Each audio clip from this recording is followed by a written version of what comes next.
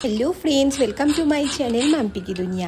आज के बनाबो এই গরমের একদম সবথেকে delicious chicken recipe, that is Gondhoraj chicken. তো গন্ধরাজ চিকেন বানানোর জন্য চিকেনটাকে ভালো করে ধুয়ে পরিষ্কার করে নিয়েছি। এবার আমি দেবো এর মধ্যে পরিমাণ মতো নুন, ম্যারিনেট করে রাখবো এটা 2 ঘন্টা আমি।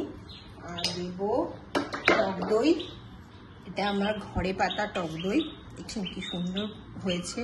এটার একটা ভিডিও করবো একদিন কেমন করে আমি টক দই পেতেছি। বেশি করে টক দই দেবো।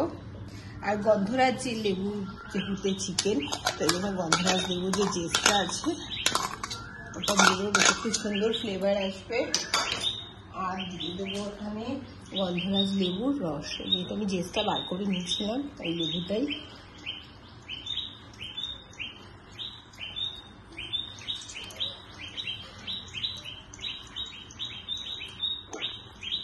আর দেবো এখানে গোলমরিচের গুঁড়ো।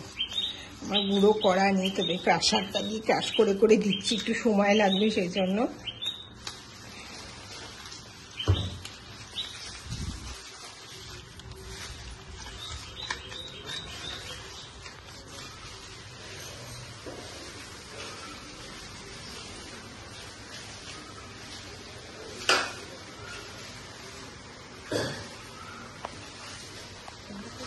আর দেবো এর মধ্যে আদা রসুন আর কাঁচা লঙ্কা বাটার পেস্ট।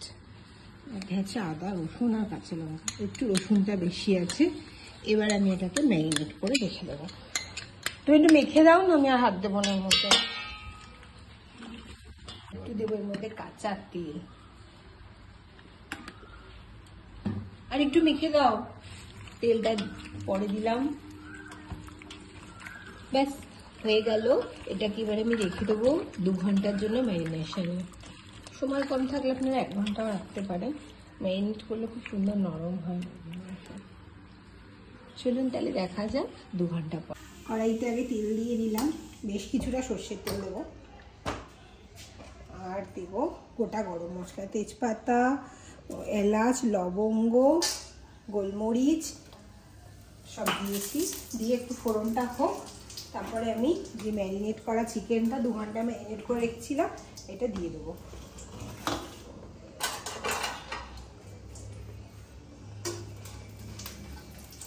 ফোড়নটা হয়ে গেছে, এবার চিকেনগুলো দিয়ে দিচ্ছি।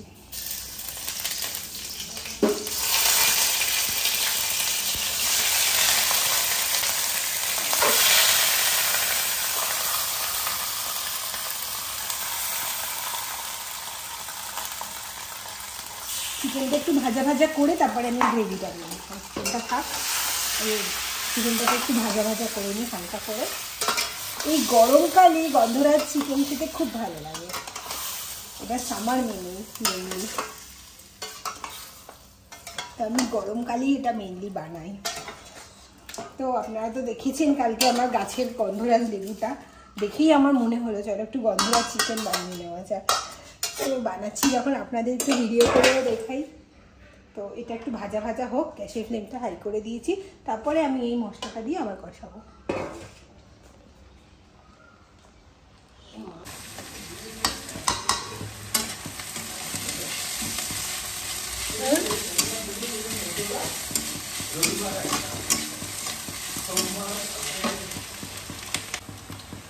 এখানে আমি আলাদা করে পেঁয়াজ ভেজেছিলাম, পেঁয়াজটা আমি এমনিতে দিয়ে দিচ্ছি তাড়াতাড়ি করার জন্য। ফোড়নের পরে পেঁয়াজ দিয়েও পেঁয়াজটা ভেজে আমি করতে পারতাম, তো আমার একটু তাড়াতাড়ি করার দরকার ছিল, সেই জন্য আমি এটার মধ্যে পেঁয়াজটা ভেজে নিলাম। এটাকে মিক্স করে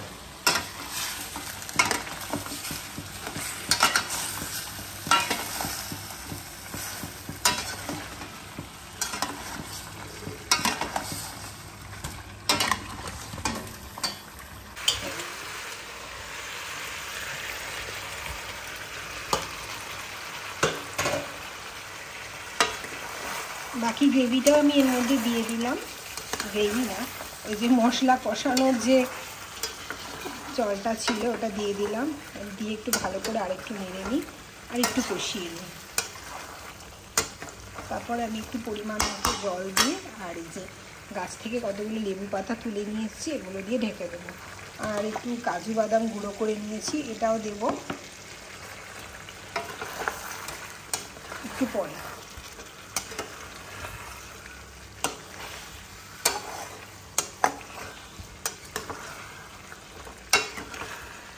মশলাটা দেখুন অনেকটা কষে এসছে, তেলটাও ছেড়ে এসছে।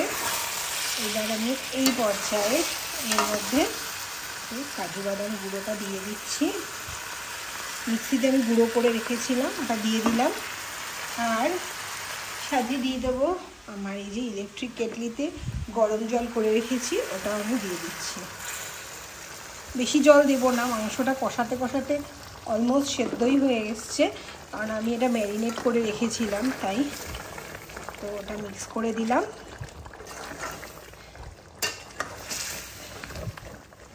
মিক্স করে আমি এর মধ্যে কিছুটা লেবু পাতা দিয়ে দেবো, দিয়ে এটাকে আরে ঢাকা দিয়ে রেখে দেবো 5 মিনিট। আঁচটা কম করে দেবো। দেখুন আমার বেশ রেডি হয়ে গেছে, আমি নামিয়ে নিলাম। ব্যাস রেডি আমার গন্ধরাজ চিকেন। আরও কতগুলো পাতা এর মধ্যে দিয়ে আমি এবার ঢেকে রেখে দেবো। এইটুকু ঝোল থাক, কারণ এটা পরে না আর একটু বসে যাবে। এইটুকু ঝোল থাক। এই যে চিকেনটা আমার সুন্দর সেদ্ধ হয়ে গেছে, দেখছেন? এই যে কত সুন্দর চিকেন সেদ্ধ হয়ে গেছে। ম্যারিনেশন করা তো খুব বেশি সময় লাগে না। তো এইটুকু ঝোল থাক, আমার ঘরে সবাই ঝোল খেতে পছন্দ করে, আর এটা একটু বসেও যাবে সেটা। ব্যাস রেডি গন্ধরাজ চিকেন।